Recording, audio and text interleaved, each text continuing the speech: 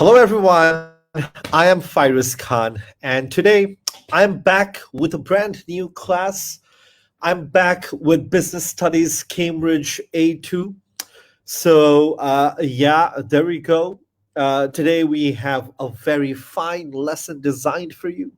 Last time, if you remember, we talked about what did we talk about? We talked about lean production. We talked about lean production. If you remember, we talked about lean production, cell production. Okay, lean production means how can we manufacture without wastage? And we spoke about Toyota, where lean production was developed, uh, you know, invented in Japan. We talked about that, right? We did these examples, if you remember. Yeah. So we will go ahead and start the class. Okay. I will just wait for some students to join. Um, if you want, you can like our page, Fyruz Education Services. You can also subscribe to our YouTube channel. Type in Fyruz Education Services again. So there we go. Let's start. So today I'm going to show you a picture first. There we go. I think this is a beautiful picture of me and my wife. This was taken back in 2018 when my wife was pregnant. And of course, it's our first baby, and it's very special. And I'm a very hands-on dad. I like to take care of my daughter, and when my wife was pregnant, I've been to most of the doctors' meetings and appointments, and I tried to be there as much as possible. Now, there was this time when I was busy, and my wife asked me to be in the appointment. She said it's important, you should be there, and I couldn't deny her. I couldn't disagree with her. I just said yes. But I had two classes, I had meetings. So I finished one class, and then I had other class, and they had exams, day after tomorrow. So it was a very important class. So I finished that class. I came out, and there were two students waiting for me to talk to me. And I was in a hurry. I spoke to them quickly in 10 minutes, and then a parents wanted to speak to me. And I can never say to parents, no to parents, right? I can never say no to them. So I sat with them, I spoke to them, and my wife was calling me instantly, on the phone. And I was getting late, so I quickly rushed downstairs. In our old office, there was no lift, so I had to just walk, 4 floors. I went down. I was looking for my driver. It was unfortunately in the afternoon. My driver was doing the afternoon prayer namaz.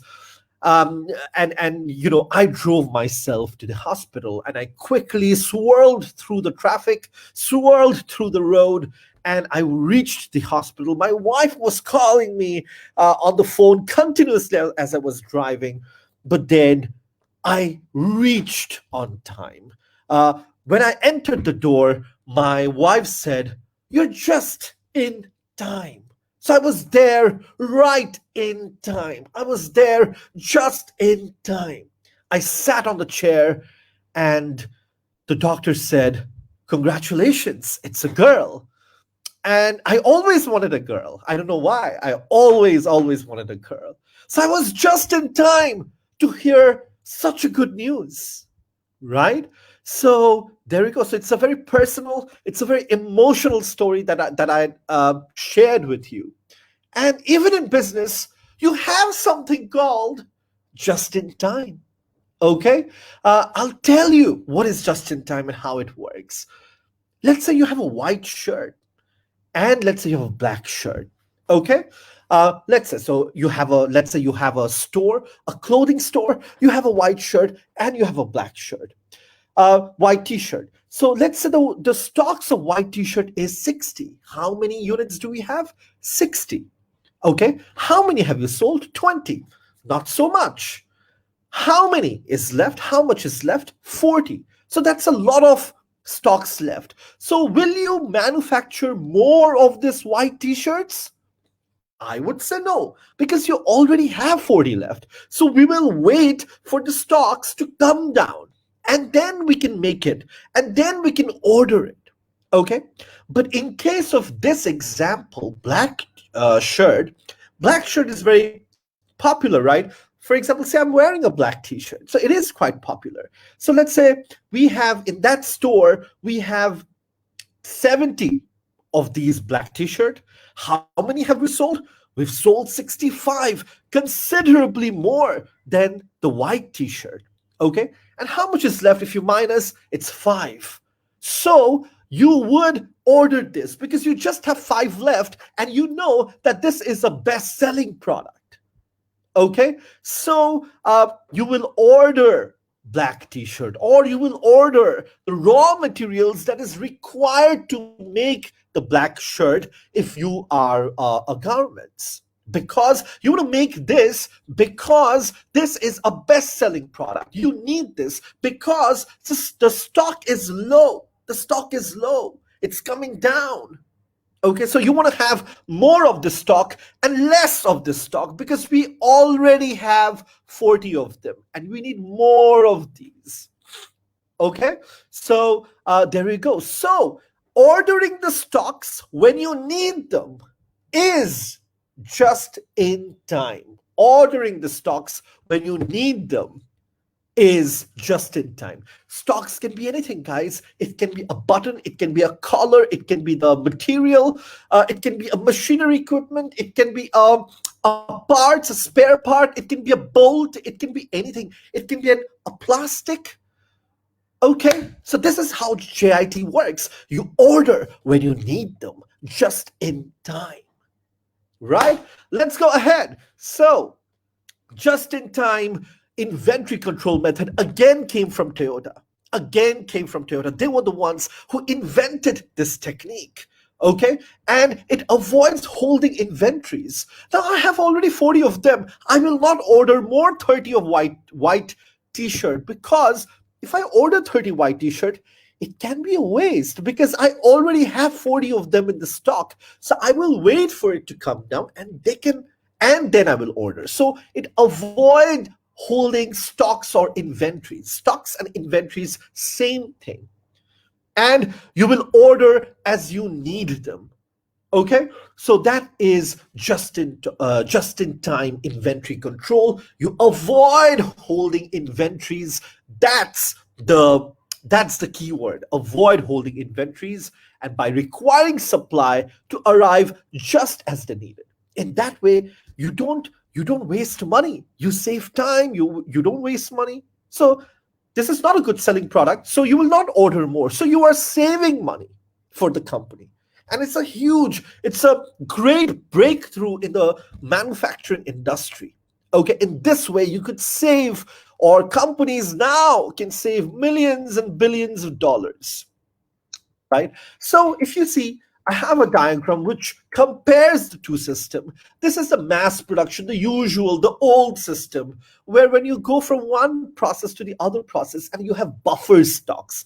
Buffer stocks means you have extra stocks. And you just order stocks whenever you like. In that way, inventory builds up. Okay, you don't need you just need one book, but you have 3 books. Okay, you just need one book, but you have 3 books. In that way, inventories will build up. And in this way, you are creating wastage. You're creating unnecessary inventories. You are creating unnecessary stocks. But if you go to this process, you order as you need them. So I just have one. I need one more. There we go. So this is done. Right, I just have one stock. So I will order again. Okay, this is done. This is gone. This is also gone. Now I need one more quickly. So I will order again. So that's how just-in-time works, guys. So as you can see, as you can figure out from both the process, right? Let's go ahead. If you do not understand anything, please type in the comment section below. I will take your questions. Great. Oh, what do I have? Some pictures. So just in time is used by famous companies like McDonald's.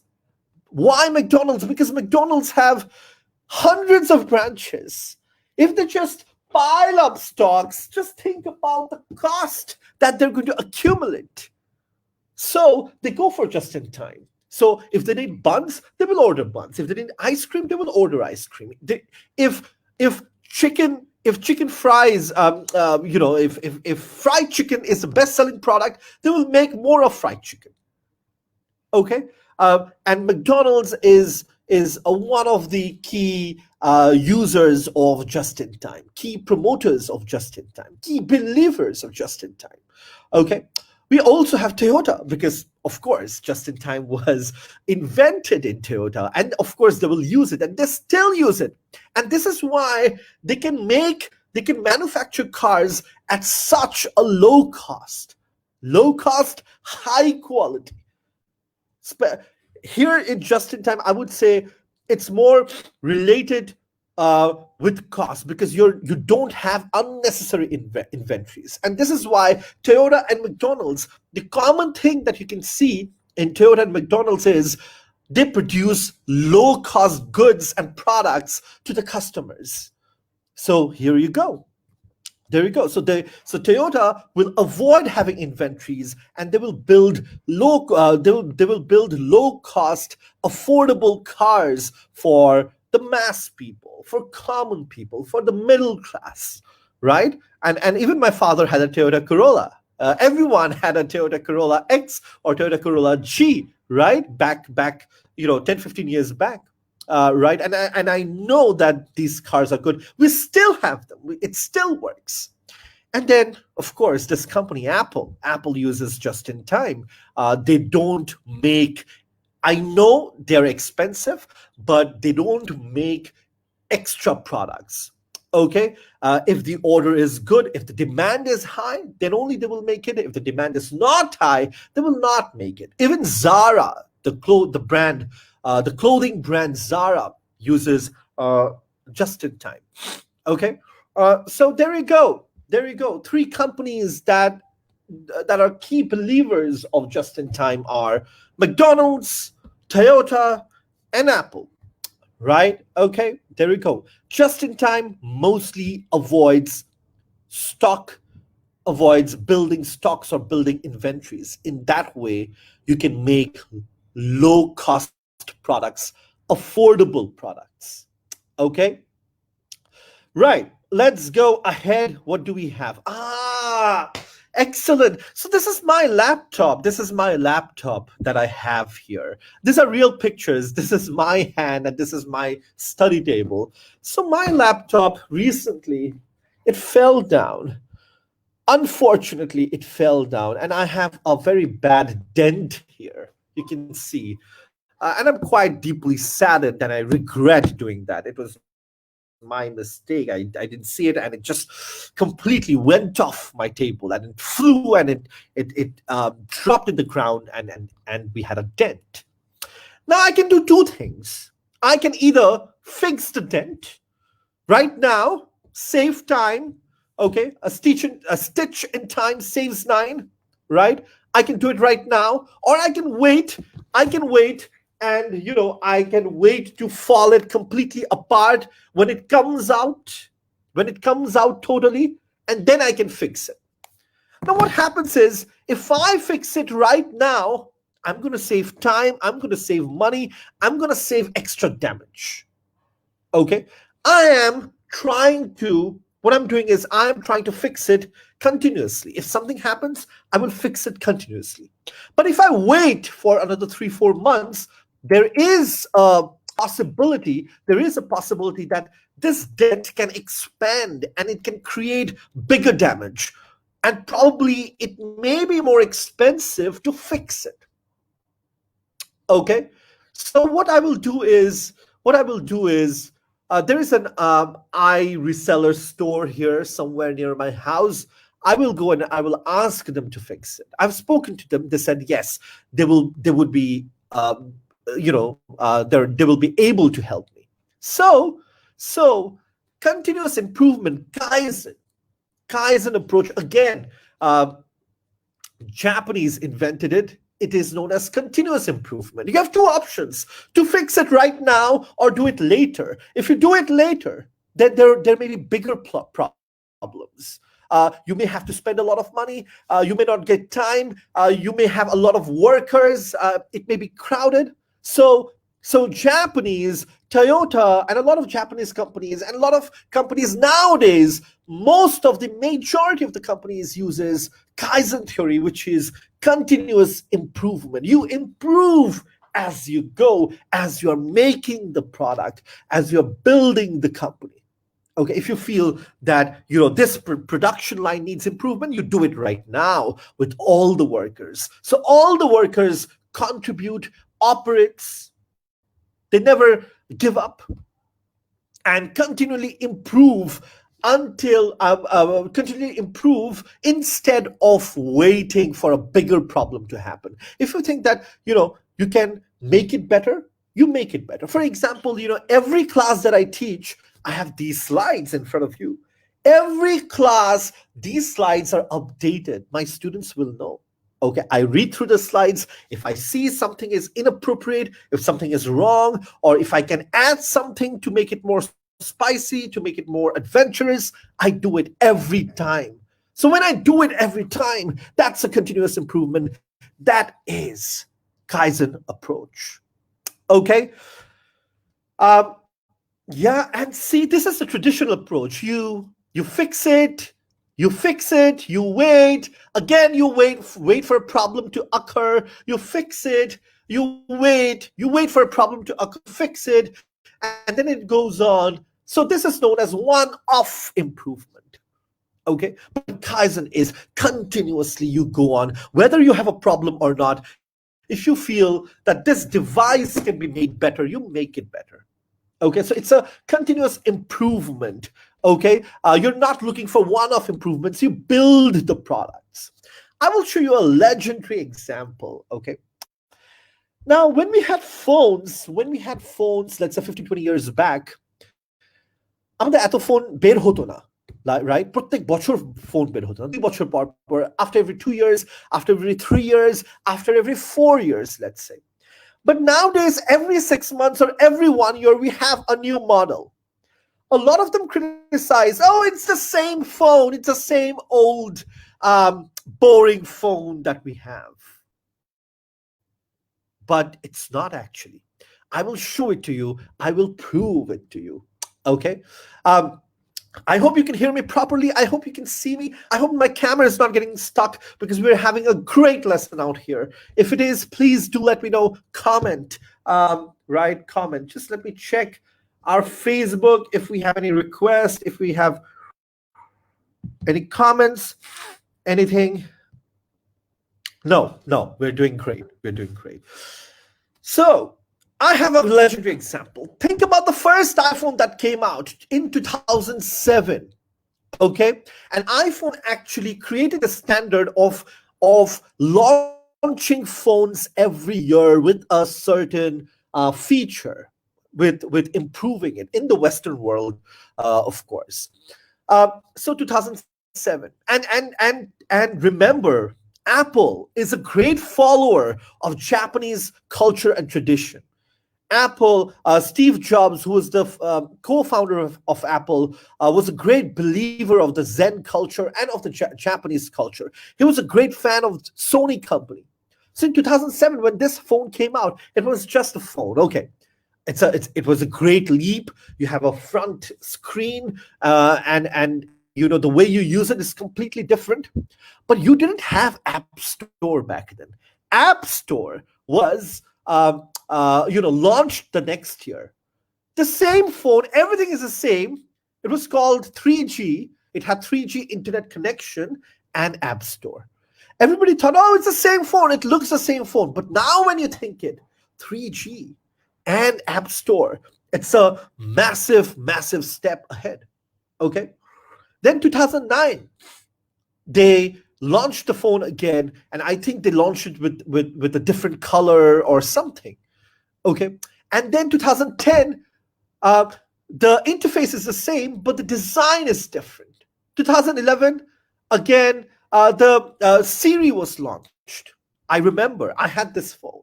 2012, they made it bigger. They made it a bit longer.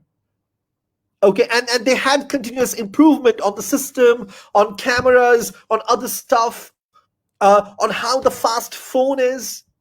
And then they had the same kind of phone in 2013, and then 5C, and then it went on. And if you can see this picture, every year they launched the new phone with a new small improvement. For you, it may be a new small improvement every year. But having said that, if you compare from 2007 to 2010, you will see there's a massive difference. So by improving slowly and in a small step, by improving slowly and in a small step, you will have bigger change. See the change that you have in iPhone 10. So this is why people want continuous improvement. People like continuous improvement, especially big companies. So you're not making a massive change, you're making small change every year, and that change becomes big after 3-4 years. If you compare your, let's not go back to 2007, let's talk about 2016. If you check your 2016 iPhone with your 2020 iPhone, you will see both are very different. Your phone is now very fast, more reliable, the camera is better, right? So they're making small improvements, but at the end of 3, 4, 5 years, it's a big improvement. Instead of waiting 3, 4 years, they are continuously making improvements because technology is changing at a rapid pace, and companies need to cope up with that. Okay. If you have any questions, please do not hesitate to comment down here. Um, let's go ahead. So there are some conditions necessary. So if you want to do let's say to implement Kaizen approach in your company, you need to have that management culture where you need to involve your staff. You need to put on your views. You need to have ideas from other people. Okay. Uh, so there we go. So management culture is so important. Can you just give me a minute? So management culture is so important, and everyone should be involved because you're improving continuously. If everyone is not involved, it becomes a problem to implement Kaizen approach. Okay, because everyone needs to work together to improve continuously. Okay, team working, you need to work in team, suggest each other, discussing new ideas. How can you improve continuously together? Meet regularly, discuss problems, solve problems, recommendation. Okay, so team working. Empowerment means you need to give authority and responsibility to your employees, to your workers. Otherwise, they may not come up with new ideas. New ideas may not be implemented quickly if you don't empower people. If you're centralized, if founders or directors take all the decisions, it may be slow. And you may not have better ideas. When you empower people, when you ask people to come up with better ideas, new ideas, they will do it on their own. And it'll be more quick, it'll be more fast. Okay? So there you go, empowerment. And then, so these are the conditions that are necessary to implement Kaizen approach, management culture. The culture needs to change. You need to involve staff, views, ideas. Okay. Everyone should be involved. That's the second point. Third point is team working together, suggesting, discussing. Okay, meet regularly, solve problems together, and empowering people, giving people the responsibility, the authority to make decisions and to implement them in the ground line. Okay. However, some changes cannot be introduced gradually. You need to do it all of a sudden because it may be a radical change. For example, if you see this change from 2019, from I don't know, to Apple iPhone 8 to Apple iPhone 10, there's a big jump. It was not a continuous approach. Look at the design. The design is a big jump, right? It had bezels, it had screens, the way it worked, it had the home button. But here it's like all screen. There's a notch and gestures. Everything is changed. So it's a radical jump. So sometimes things cannot be improved gradually. You need a gradual jump. Okay, so there you go. And sometimes when you are improving continuously, if managers are not involved with the team, if managers are not pro change, if they don't like change, you may have resistance from senior managers, because people in companies, people in organizations do not like to change. They like to resist change and wait. Okay, so that's that. For to implement Kaizen theory, there are costs. You need to train staff. You need machineries, equipments that support the Kaizen approach. Okay, so that is there as well. Okay, and what else? So yeah, so the disadvantage, the problem is sometimes you need sometimes you cannot improve things gradually. You need a shift. You need a radical change. I've shown you this. Okay. Then managers may not support continuous change. They may be against it, because people do not like to change all the time. Okay, if you are let's say, if you like teaching in classroom, then you prefer that method. If you like teaching online, then you prefer that method. You don't like to change your methods. Okay, then if you want to implement Kaizen theory, it is expensive. You need to train your staff. You need to have that kind of machinery, right? What are the main advantages of lean production? Main advantages is that you don't waste time. You don't waste resources, because you're continuously improving. You're not wasting time. Wasting of resources is reduced. Unit cost is reduced, leading to higher profit. Less crowded area. Not everybody is working together. It's a very systematic. Okay, new products are launched quickly. That's why we have new phones every year, new laptops every year, new products every year. New products are launched quickly. So number A, uh, no wastage of time, no wastage of resources. Okay, unit costs are reduced, more profits, working area is less crowded, and new products are launched more quickly. Okay, if you have any questions, please write it down here. I will take your questions. Okay, um, and are lean production and GIT appropriate in all business situations? Um, so so in order to implement lean production or GIT, you cannot do it overnight. If you think that today I'm going to implement GIT, no, it's not possible. As I told you, you need to train your workers. You need to have a certain set of machineries.